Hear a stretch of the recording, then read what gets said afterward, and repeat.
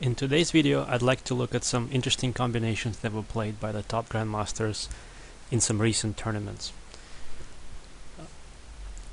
So I'll start with this game that was played between the two grandmasters, and here we're looking at an endgame where the feature of the position is that the knight on g5 is being attacked, and white has to decide what to do with that knight.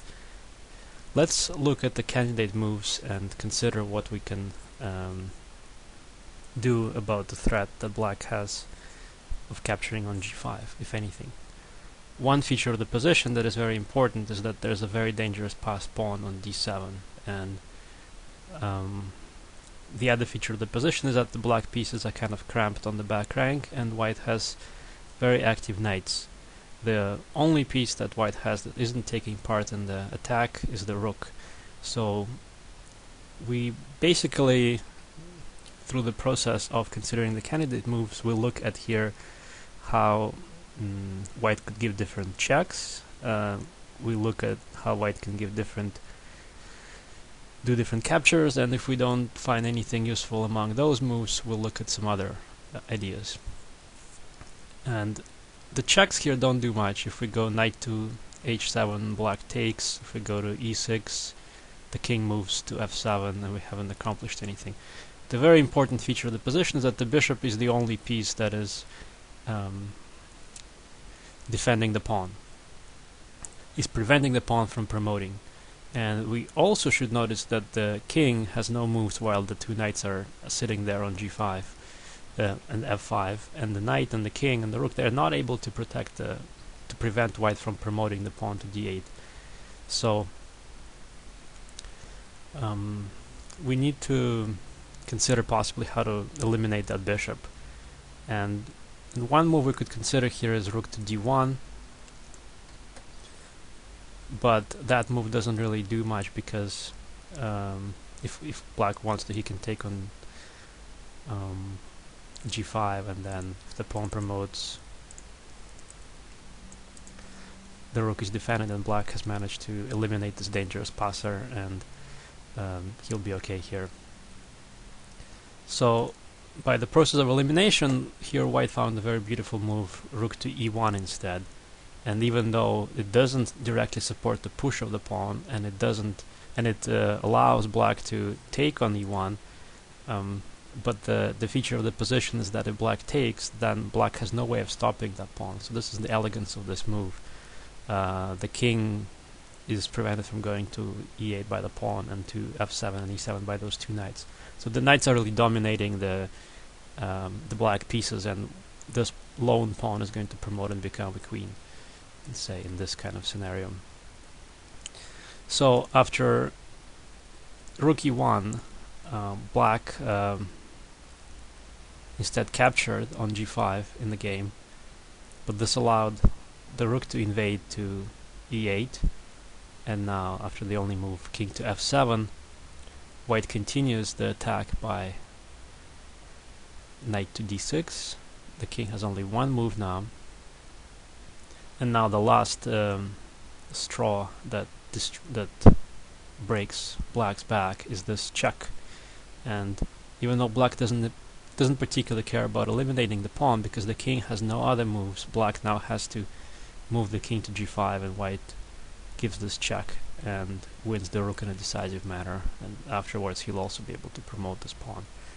So this is a sequence of very elegant moves where, almost like in a steady fashion, black has to follow this path towards his demise, and white wins. This was a very interesting game, I thought, because this quiet move rook e1 won it on the spot. Let's look at another game. So in this position we have also what looks like a bit of an endgame with few pieces left on the board, but this still allows to create some decisive threats against the king. Looking at the candidate moves here, we should consider captures, which would be exchanging the queens. We should also consider capture on d5, and we should also look at checks. c5 and bishop to e5. Exchanging doesn't really give us anything. Pushing the pawn doesn't seem to lead anywhere else. So the interesting move, of course, that comes to mind here is bishop to e5. And the challenge is finding a second move, because what happens is that while the king is in the center and we have taken away nearly all the squares around this king, it's hard to cover them all. So for example, if we do something like queen to h2, then the king goes forward, and somehow we have no way of delivering a final blow, because f4 is covered, and the king threatens to go further and capture this pawn, and we're somehow running out of ideas. We only have a queen and a bishop left to attack, and that's not really enough to win the game here. So instead here, when playing bishop to e5, white had to find this very elegant intermediate move, queen to b2, and the idea is that even though it forces the king to go back and seemingly become more safe, it turns out that now this check from h2 decides, because the king no longer can go to e4, and it turns out that all the other squares are interestingly unavailable.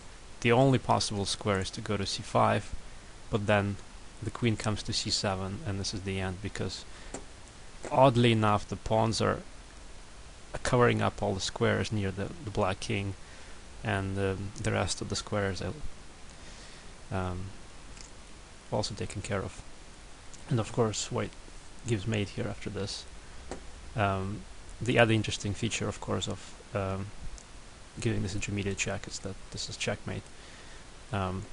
So an obvious first move here, but the second move is far from obvious, because we first give the check from b2 and only then give the check from h2, whereas giving a check from h2 wouldn't have worked. And moving on to the last position that I thought was interesting. Here, if we look at this position, we'll see that the queens are on the board, and this is more about this is a bit similar to the previous position, where there's limited material but the queens are still on the board. Here, on the other hand, this king is not in the center of the board but in the corner, and we need to figure out how to give checkmate. If we had a couple of moves, we could play something like knight to e6 and deliver checkmate on g6, but black has his own play here, so if we go knight to e6, then check, check. This is probably not going to be very happy for us, and there's all kinds of discovered checks. It's hard to buy that white's winning here. So to backtrack, white has to find something a little bit more forcing than knight to e6, and looking at the position again, we can spot that the black pieces are taking all the dark squares away from his own king, and white is really dominating the light squares. So this should suggest a very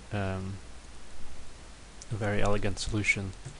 Just queen to h7. Again, we should find this by looking at all the possible checks, and the reason why this works here is because it's very forcing. Knight to h7, then knight comes to g6, and the domination on the light squares here is obvious, because white's knight and bishop are the only pieces left on the board, but they're giving checkmate to the lone black, to the black king that is, you know, in some ways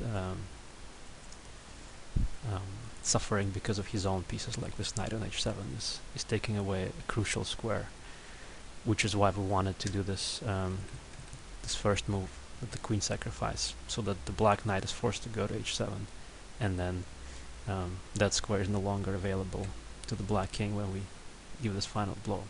So I thought those were pretty interesting combinations, the ones that are a little bit non-trivial and kind of instructive at the same time. I hope you like those too.